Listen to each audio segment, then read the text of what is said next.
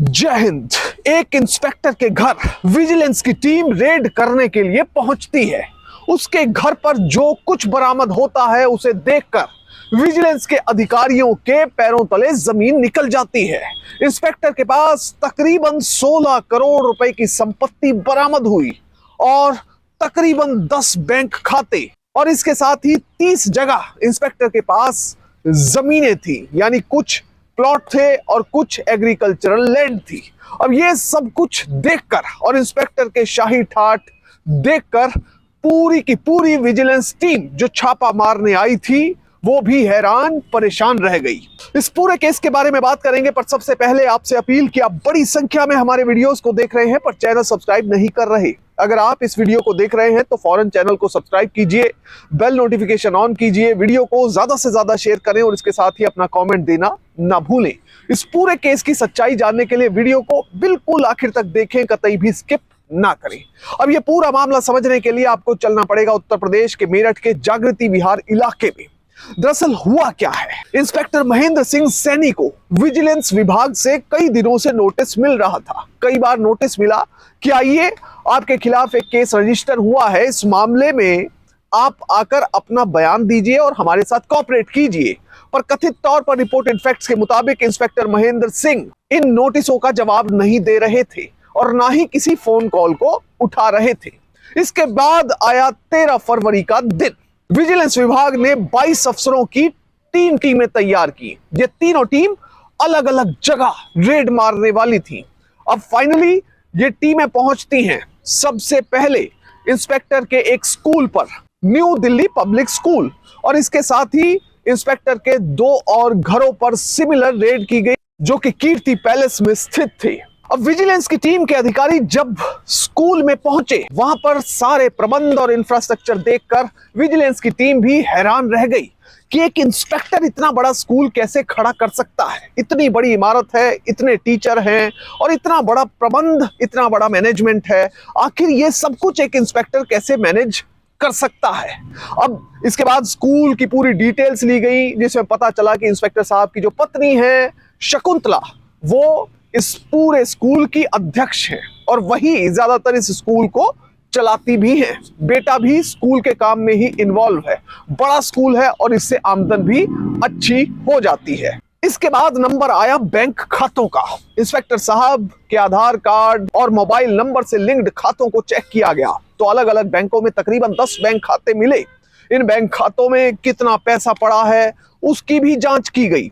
इसके साथ ही जब इंस्पेक्टर साहब की प्रॉपर्टी खंगाली गई तो भी विजिलेंस के अधिकारी हैरान रह गए।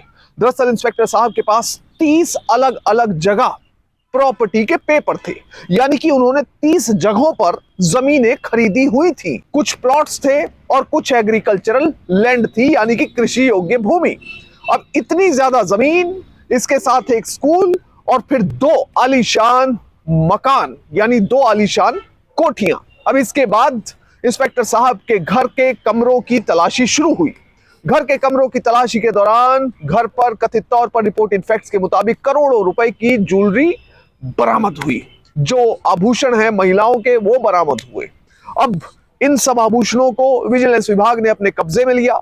इसके साथ ही घर पर एक कार बरामद हुई, 3 स्कूटियां बरामद हुई और जानकारी के मुताबिक बाद में एक टाटा सफारी और ब्रीजा कार के बारे में भी इनपुट मिला। अब विजिलेंस विभाग ने इस पूरी रेड के बाद कैलकुलेशन किया, और आमतौर पर जब भी आय से अधिक संपत्ति के मामलों में कैलकुलेट किया जाता है तो ऐसे ही किया जाता है कि एक व्यक्ति ने अपनी नौकरी के दौरान कितना पैसा कमाया, खर्चा कितना किया और जो खर्चा किया गया वो उसकी आमदन से कितना अधिक था। तो इस केस में भी बिल्कुल ऐसे ही हुआ। विजिलेंस विभाग ने अपनी जांच के दौरान बताया कि जो टाइम ड्यूरेशन है जिसके तहत जांच की जा रही है, उस दौरान इस इंस्पेक्टर ने अपने वैध सोर्स से, यानी कि अपनी सरकारी इनकम से 58,04,666 रुपए कमाए, जबकि खर्चा इस दौरान उन्होंने 1,43,84,668 रुपए का कर दिया। अब ये जो खर्चा है इंस्पेक्टर साहब की ओर से वो कहां से किया गया, इसको लेकर कई तरह के सवाल भी खड़े हुए।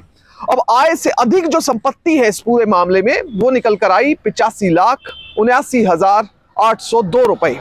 अगर इसको कैलकुलेट किया जाए तो ये इंस्पेक्टर की नॉन इनकम से 147 फीसद ज्यादा खर्चा था। और मामला साफ था कि इंस्पेक्टर साहब ने कहीं ना कहीं कुछ ना कुछ तो गलत किया है, इसीलिए उनकी आमदन इतनी ज्यादा है।